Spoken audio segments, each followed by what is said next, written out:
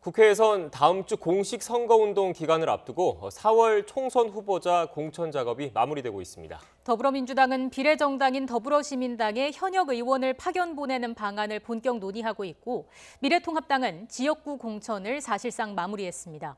국회 취재기자 연결합니다. 김대근 기자. 네, 국회입니다. 네, 더불어민주당은 비례연합정당인 더불어시민당에 참여하기로 했는데 여기에 현역 의원들을 파견하는 방안이 본격 논의되고 있다고요. 네, 그렇습니다. 더불어민주당 이해찬 대표 등 지도부는 이번 총선에 불출마하는 의원들과 간담회를 하고 있습니다. 간담회는 조금 전인 오후 2시부터 시작됐습니다. 이 자리에서는 이번 총선에서 컷오프되는 등 불출마하는 의원들을 대상으로 민주당이 참여하는 비례연합정당 더불어시민당에 파견 가는 방안을 타진하는 것으로 보입니다. 더불어시민당이 비례후보 기표용지에서 앞순위를 받으려면 현역 의원들이 있어야 하기 때문입니다.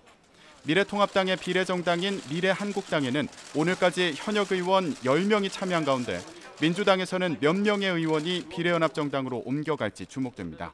오늘 간담회 결과는 오후 4시에 예정된 최고위원회의에 보고될 것으로 보이는데 이 자리에서는 일부 지역구 공천 결과에 대해서도 논의가 이뤄질 것으로 보입니다.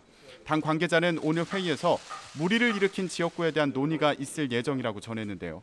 이에 따라 일부 공천 결과가 바뀌는 지역이 있을지 관심입니다. 미래통합당은 오늘 마지막 경선 지역인 인천 연수을과 대구 달서갑의 경선 결과를 발표했습니다.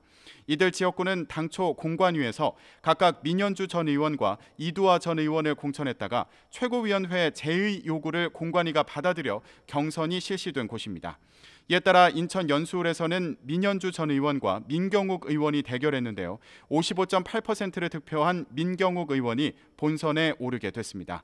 경선 결과가 발표된 뒤 민경욱 의원은 처음 컷오프 소식을 듣고 자신을 돌아보는 기회를 가졌다며 경선에서 주민들이 밀어준 건 앞으로 지역구에서 많은 역할을 하라는 뜻으로 알겠다고 말했습니다. 대구 달서갑은 이두화 전 의원과 홍석준 전 대구시 경제국장이 맞붙었는데요. 홍석준 전 국장이 신인 가점을 포함해 72.3%를 얻어 이두화 전 의원을 앞서 총선 후보로 확정됐습니다. 통합당은 이번 경선 결과 발표를 끝으로 일부 호남 지역을 제외한 모든 지역에서 공천 작업을 사실상 마무리했습니다. 네, 비례정당 가운데 미래한국당은 어제 비례 후보들 순번을 확정했죠. 다른 비례정당들도 후보자 순번 발표했습니까? 네, 더불어민주당이 참여하는 비례연합정당 더불어시민당이 비례 후보 순번을 발표했습니다. 시민당 최고위에서는 비례 후보 35명의 순번을 결정했습니다. 비례대표 후보 1번은 신현영 명지병원 가정의학과 교수로 결정됐습니다. 신 교수는 대한가정의학회 코로나 대응 TF에서 활동하고 명지병원 코로나19 역학조사팀장을 맡는 등 신종 코로나19 사태 최전선에서 활약해왔다는 평가를 받고 있습니다. 부천경찰서 성고문 사건을 폭로한 권인숙 한국여성정책연구원장은 3번, 윤미향 정의기억연대 이사장은 7번을 받았습니다. 11번부터는 더불어민주당이 자체적으로 선출한 비례대표 후보들이 이미 정한 순서대로 배정됐습니다. 더불어민주당 출신 손혜원 의원과 정봉주 전 의원이 주도하는 열린민주당 비례대표 경선에서는 최강욱, 김의겸 등 친문, 친조국 인사들이 당선 안정권인 앞순번에 배치됐습니다.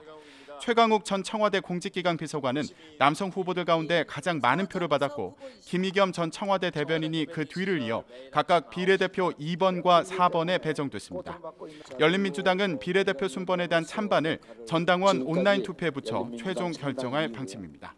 지금까지 국회에서 YTN 김대근입니다.